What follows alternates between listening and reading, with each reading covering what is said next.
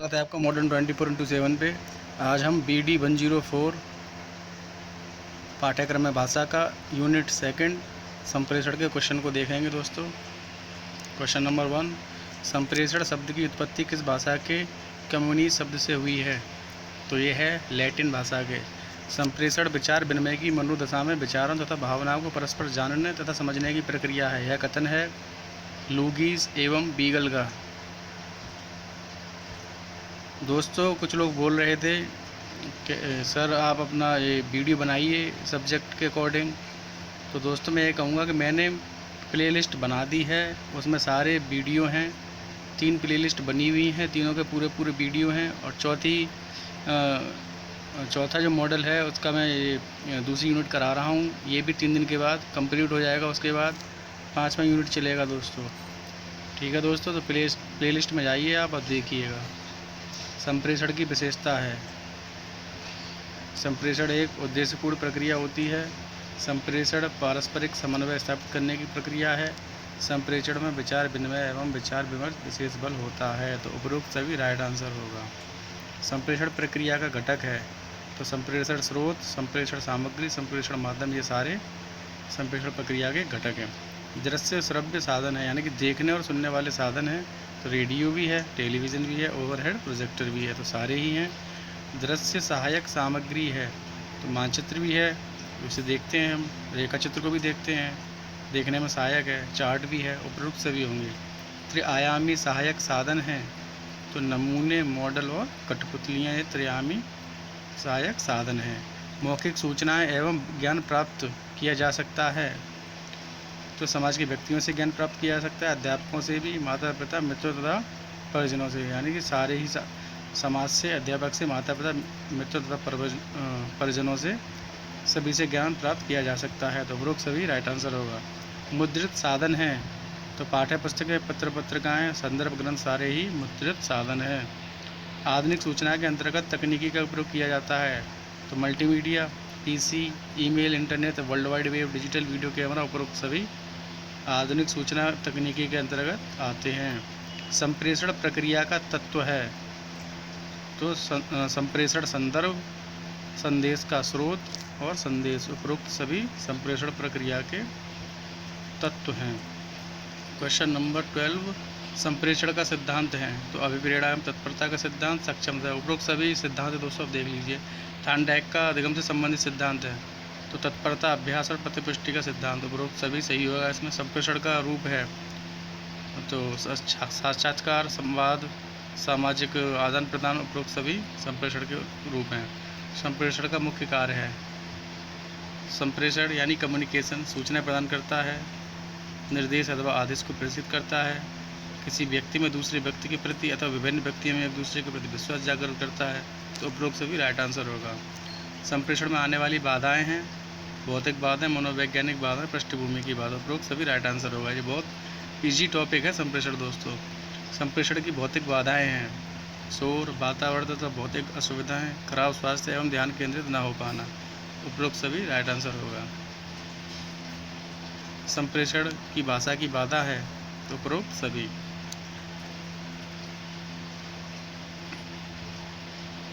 संप्रेषण की मनोवैज्ञानिक बाधा है तो पूर्वाग्रह, अरुचि, गलत प्रत्यक्षीकरण, अलाभकर अनुभव, उपरोक्त सभी इसका राइट आंसर होगा। संप्रेषण की पृष्ठभूमि की बाधा है तो पूर्व अधिगम, सांस्कृतिक भेदभाव, पूर्व कार्य तथा पूर्व कार्य का वातावरण, उपरोक्त सभी राइट आंसर होगा। दोस्तों इतना टफ नहीं है, आप देख लीजिए 70 से 80% तो आ ही जाएंगे इन क्वेश्चनों को अगर देख लेंगे। मैं कम से कम मान के चल रहा हूँ दोस्तों, रट्टा मारना है। अगर समझना है तो आप थ्योरी भी देखिए साथ में, बहुत ज़रूरी है। किसी ने रट्टा भी मार लिया इसका 70-80% आ ही जाएंगे दोस्तों। संप्रेषण में आने वाली बाधाओं को दूर करने का उपाय है श्रेष्ठ श्रवणकर्ता का गुण, ध्यानपूर्वक श्रवण, तथ्यों का पूर्ण श्रवण, उपरोक्त सभी राइट आंसर होगा। संप्रेषण का प्रकार शाब्दिक दोनों है। शाब्दिक संप्रेषण मौखिक और लिखित दोनों होता है। मौखिक संप्रेषण का प्रमुख माध्यम भाषण, विचार गोष्ठियाँ, सामूहिक संवाद, सारे ही हैं। मौखिक संप्रेषण का माध्यम है तो साक्षात्कार, रेडियो, दूरदर्शन मौखिक ही होता है। रेडियो पे मतलब जैसे आवाज़ सुनते हैं तो मौखिक है ना वो। साक्षात्कार में भी जब इंटरव्यू जब लेता है कोई पर्सन तो मौखिक ही तो होता है दोनों पर्सनों के बीच। और दूरदर्शन ये भी मौखिक ही होता है। उपरोक्त सभी राइट आंसर हो गए। मौखिक संप्रेषण का लाभ है तो प्रभावपूर्ण, शीघ्र संचार और गोपनीय। उपरोक्त सभी राइट आंसर होगा। मौखिक संप्रेषण का दोष है तो वैधानिक मान्यता का अभाव है, विस्तृत संदेशों की दिशा में अनुपयुक्त है और विपरीत अर्थ है। तो सारे ही इसके दोष हैं दोस्तों। मौखिक संप्रेषण को प्रभावी बनाने का उपाय है तो उचित शब्द एवं स्पष्ट उच्चारण, बिल्कुल सही। संक्षिप्त भी होना चाहिए और स्वाभाविक आवाज़ एवं तार्किक क्रम होना चाहिए। उपरोक्त सभी राइट आंसर होगा। लिखित संप्रेषण का गुण है क्रियान्वयन में सुविधा, उत्तरदायित्व निर्धारण में सहायक, निश्चित एवं सही। तो उपरोक्त सभी राइट आंसर होगा। लिखित संप्रेषण का दोष है तो महंगी प्रक्रियाएं हैं लिखने वाली, समय लगाने वाली प्रक्रियाएं हैं, गोपनीयता का अभाव है। उपरोक्त सभी राइट आंसर होगा।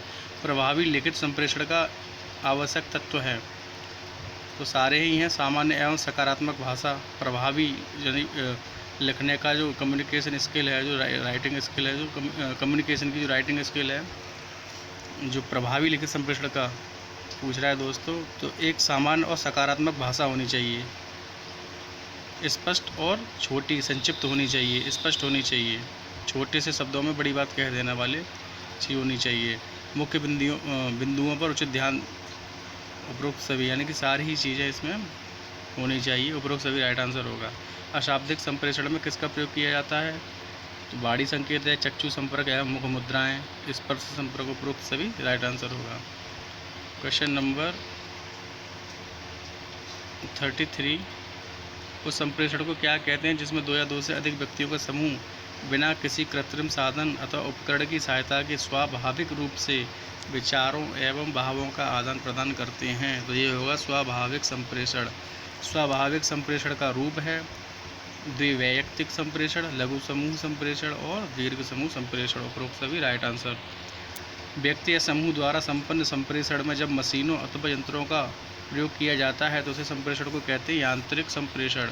शिक्षण का प्रमुख उद्देश्य विचारों, तथ्यों एवं सूचनाओं को छात्रों तक प्रभावशाली ढंग से पहुंचाना है। यह कथन है हार्वर्ड महोदय का। संप्रेषण कौशल के विकास में प्रभावशाली भूमिका निभाता है तो प्रेषक, संप्रेषण प्राप्तकर्ता और माध्यम यानी कि तीनों ही राइट आंसर होंगे दोस्तों। उपरोक्त सभी। संप्रेषण कौशल वृद्धि का उपाय है। अपनी तथा दूसरों की आलोचना नहीं करना चाहिए, हमें सकारात्मक सोचना चाहिए, हमें धैर्यवान रहना चाहिए। उपरोक्त सभी राइट आंसर होगा। संप्रेषण की आवश्यकता पड़ती है सामाजिक संगठनों में भी पड़ती है, व्यापारिक एवं व्यावसायिक क्षेत्रों में भी पड़ती है और प्रशासनिक क्षेत्रों में भी पड़ती है। उपरोक्त सभी में संप्रेषण की आवश्यकता पड़ती है। संप्रेषण कौशल का प्रारंभिक बिंदु माना जाता है तो प्रेषक को, जिसे हम भेजते हैं, प्रेषक यानी जो भेजने वाला जो होता है प्रेषक, और प्राप्तकर्ता होता है जिसे ये संप्रेषण जो प्राप्त होता है, भेजने वाले को बोलते प्रेषक, संदेश को प्राप्त करने वाला संप्रेषण प्राप्त करता। संप्रेषण कौशल में वृद्धि हेतु सुझाव हैं तो दूसरों का तथा उनके अनुभवों का सम्मान करना चाहिए। जब कोई कहानी सुना रहा हो तो बीच में हस्तक्षेप नहीं करना चाहिए। विभिन्न समस्याओं का समाधान खोजने का प्रयास करना चाहिए। उपरोक्त सभी राइट आंसर होंगे। संप्रेषण प्रक्रिया का निर्वहन किसके माध्यम से होता है तो भाषा के माध्यम से होता है। संदेश को कौन बनाता है, संदेश को प्रेषणकर्ता बनाता है। माध्यम है, तार भी माध्यम है, रेडियो, समाचार पत्र सारे ही माध्यम हैं। संप्रेषण के रूप में शिक्षण अधिगम प्रक्रिया है द्विमार्गी। अशाब्दिक संप्रेषण का रूप है भाव, चेहरे के हाव भाव, शरीर की चाल। उपरोक्त सभी राइट आंसर होगा। अशाब्दिक संप्रेषण का रूप है हाव भाव, आंखों का संबंध, घटनात्मक। उपरोक्त सभी अशाब्दिक संप्रेषण का रूप है। प्रभावी लिखित संप्रेषण का आवश्यक तत्व है तो ये रिपीटेड क्वेश्चन है। सामान्य सकारात्मक भाषा, स्पष्ट एवं संक्षिप्त और बोधगम्य। उपरोक्त सभी राइट आंसर। मौखिक संप्रेषण का गुण है नियंत्रण तथा प्रेरणा प्रणाली, अविलंब प्रतिपुष्टि, गोपनीय। उपरोक्त सभी राइट आंसर। संचार वह प्रक्रिया है जिसके द्वारा 2 या 2 से अधिक व्यक्ति विचारों, तथ्यों, भावनाओं तथा प्रभावों आदि का इस प्रकार विनिमय करते हैं कि संचार प्राप्त करने वाला व्यक्ति संदेश के अर्थ, उद्देश्य एवं उपयोग को भलीभांति समझ लेता है। यह कथन है पॉल लीगन्स का। संप्रेषण प्रक्रिया की विशेषता है तो अच्छी संप्रेषण प्रक्रिया में शिक्षण के उद्देश्य एवं विशिष्ट उद्देश्य होने चाहिए। दोस्तों पढ़ लीजिए आप, ये उपरोक्त सभी राइट आंसर है इसका।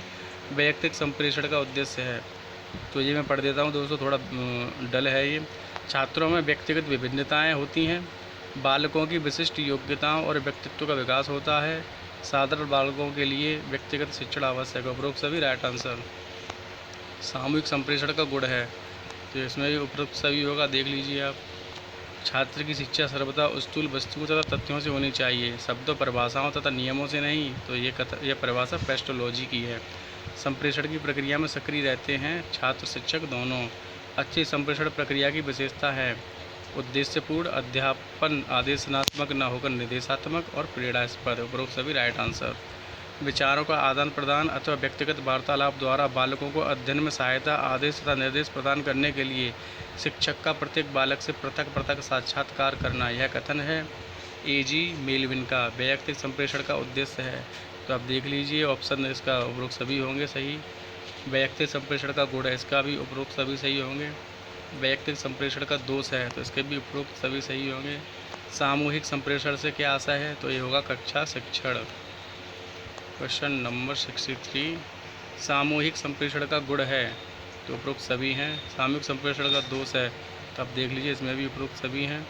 संप्रेषण प्रक्रिया को प्रभावित करने वाला घटक है, तो इसमें छात्र, शिक्षण के उद्देश्य की जानकारी, शिक्षक के व्यक्तित्व, सारे ही संप्रेषण प्रक्रिया को प्रभावित करने वाले घटक हैं। संप्रेषण वह प्रक्रिया है जिसके द्वारा सामाजिक व्यवस्था के अंतर्गत सूचनाओं, निर्देशों तथा निर्णय द्वारा लोगों के विचारों, मतों तथा अभिवृत्तियों में परिवर्तन लाया जाता है, यह कथन है लुईस और वीगल का। संप्रेषण एक गत्यात्मक प्रक्रिया है जिसमें व्यक्ति चेष्टा अथवा अचेतन रूप से दूसरों के संज्ञानात्मक ढांचे को उपकरणों या साधनों द्वारा प्रभावित करता है, यह कथन है एंडरसन का। संप्रेषण दो या दो से अधिक व्यक्तियों द्वारा विचारों, तथ्यों, मतों अथवा भावनाओं के आदान प्रदान की कला है, तो यह कथन है न्यूमर तथा समर का। साधारण शब्दों में संप्रेषण एक या एक से अधिक व्यक्तियों के मध्य विचारों, सूचना, अनुभूतियों के आदान प्रदान की कला, यह कथन है एमरी तथा अन्य का। संप्रेषण प्रक्रिया में, तो उपरोक्त सभी राइट आंसर होगा, दोस्तों आप देख लीजिए। क्वेश्चन नंबर 71 दोस्तों, संप्रेषण सूचनाओं एवं समझ को एक व्यक्ति से दूसरे व्यक्ति तक पहुंचाने की प्रक्रिया है, यह कथन है कीथ डेविस का। संप्रेषण माध्यम होता है लिखित, मौखिक, शाब्दिक, अशाब्दिक, सारे ही होते हैं। संप्रेषण में स्रोत द्वारा प्रेषित भावों को जिस व्यक्ति द्वारा ग्रहण किया जाता है उसे कहते हैं प्राप्तकर्ता। जब भाषा अर्जन के लिए तत्पर होता है तो उस सिद्धांत को कहते हैं तत्परता का सिद्धांत। जब छात्र अपनी गलतियों को सुधारता जाता है और लगातार अभ्यास करके भाषा को सीख लेता है तो उस सिद्धांत को कहते हैं अभ्यास का सिद्धांत। संप्रेषण क्रिया का तत्व नहीं है तो प्रेरणा। संप्रेषण का सिद्धांत नहीं है तो खेल का सिद्धांत।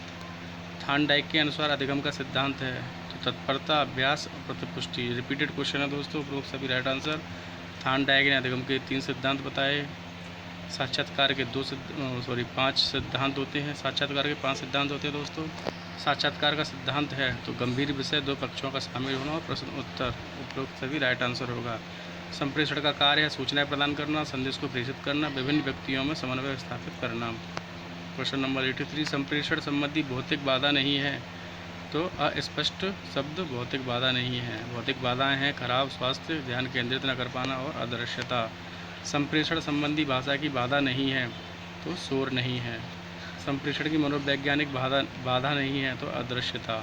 संप्रेषण की पृष्ठभूमि की बाधा नहीं है तो ये अनावश्यक शब्द। संप्रेषण में आने वाली बाधा को दूर करने का उपाय है विलंबित तथ्यों पर नियंत्रण, ध्यानपूर्वक श्रवण, तथ्यों का पूर्ण श्रवण। उपरोक्त सभी राइट आंसर होगा। जिस संप्रेषण में भाषा का प्रयोग होता है उसे क्या कहते हैं? उसे कहते हैं शाब्दिक संप्रेषण। मौखिक संप्रेषण होता है व्याख्या द्वारा, प्रश्नोत्तर द्वारा, सामूहिक चर्चा द्वारा, यानी उपरोक्त सभी द्वारा। मौखिक संचार में कितने पक्ष होते हैं? तो 2 पक्ष होते हैं। मानवीय संबंधों को स्थापित करने का माध्यम है मौखिक संचार। मौखिक संप्रेषण का माध्यम है दूरभाष, रेडियो प्रसारण और सामूहिक संवाद। उपरोक्त सभी राइट आंसर होगा। मौखिक संचार से लाभ हैं तो आपातकाल में अधिक उपयोगी है, नियंत्रण तथा प्रेरणा प्रभावी है, अविलंब प्रतिपुष्टि है। उपरोक्त सभी राइट आंसर होंगे। क्वेश्चन नंबर 94, मौखिक संचार की हानि है, तो मौखिक संचार की हानि वैधानिक मान्यता का अभाव, विस्तृत संदेशों की दिशा में अनुपयुक्त और विपरीत अर्थ। उपरोक्त सभी राइट आंसर होगा दोस्तों। किसी संप्रेषण में सूचना देने वाला तथा सूचना ग्रहण करने वाला एक दूसरे के सामने होना आवश्यक नहीं होता है। किस संप्रेषण में? तो ये होता है लिखित संप्रेषण में। मौखिक संप्रेषण को प्रभावी बनाने का उपाय है यथार्थ अभिव्यक्ति द्वारा, संक्षिप्तीकरण द्वारा, प्रभावपूर्णता द्वारा। उपरोक्त सभी के द्वारा मौखिक संप्रेषण को प्रभावी बनाया जा सकता है। लिखित संप्रेषण से लाभ हैं एक रूपता, विस्तृत पहुंच और निश्चित एवं सही। उपरोक्त सभी राइट आंसर होगा। प्रभावी लिखित संप्रेषण का आवश्यक तत्व है शिष्टता, बोधगम्यता, स्पष्ट तथा संक्षिप्त। उपरोक्त सभी राइट आंसर। जिस संप्रेषण में स्पर्श को प्रमुख माध्यम बनाया जाता है उसे कहते हैं स्पर्श संपर्क। अशाब्दिक संप्रेषण का रूप है आंखों का संबंध, चेहरे के हावभाव, शरीर की चाल ढाल। तो उपरोक्त सभी राइट आंसर हैं दोस्तों। कल BD 104 पाठ्यक्रम में भाषा की यूनिट 3 लेकर आऊँगा दोस्तों इसी टाइम। तब तक के लिए शुभ रात्रि दोस्तों। कल मिलते हैं।